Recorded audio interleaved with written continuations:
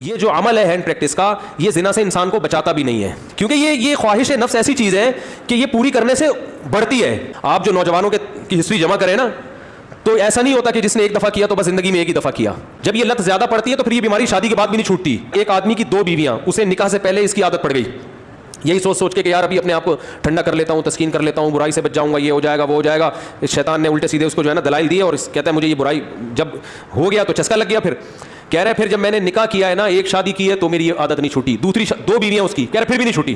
تو کہہ رہے میں اتنا غصے میں آ جاتا تھا کہ یار میری بیویاں بھی ہیں پھر بھی مجھے ان کو تسکین اس میں ہوتی ہے۔ پھر تو ہینڈ پریکٹس کا ایک یہ بھی بڑا نقصان ہے کہ جب اس کی لت پڑ جاتی ہے تو شادی کے بعد بھی یہ عادت نہیں چھوٹتی۔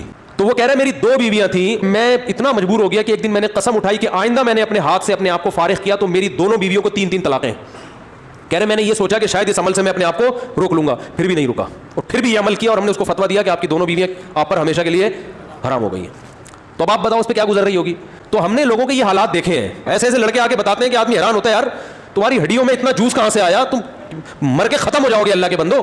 جب بھی یہ گناہ ہو جائے 2 رکعت پڑھ کے توبہ کرنی ہے، اللہ سے معافی مانگنا ہے، اور اپنے آپ کو کوئی سزا دینی ہے، صدقہ کے ذریعے یا روزے کے۔ سب سے بہتر سزا روزہ ہے، صدقے سے اتنا فائدہ نہیں ہوتا، روزے سے اس میں زیادہ فائدہ ہوتا ہے۔ تو اسی طرح جم جانے والے بھی اکثر ان برائیوں سے بچ جاتے ہیں، اور اس برائی سے بچنے کا بہت فائدہ ہے دنیا میں بھی آخرت میں بھی۔ لیکن میں نے آپ کو بتایا اس میں مایوس نہیں ہونا، یہ چیزیں جلدی نہیں چھوٹتی۔ ایک چیز کی لت اگر پڑ چکی ہو تو پھر ٹائم لگتا ہے چیزوں کو چھوٹنے میں، لیکن لڑتے رہنا ہے زندگی بھر۔ تو یہ جو حرکت ہے نا ہینڈ پریکٹس، اس سے بھی انسان مینٹلی کیا ہو جاتا ہے، بہت ڈسٹرب ہوتا ہے، جس سے جو نیچرل ایک پروسیس قدرت نے رکھا ہے، خدا نے رکھا ہے، وہ بہت برے طریقے سے متاثر ہوتا ہے اس عمل سے۔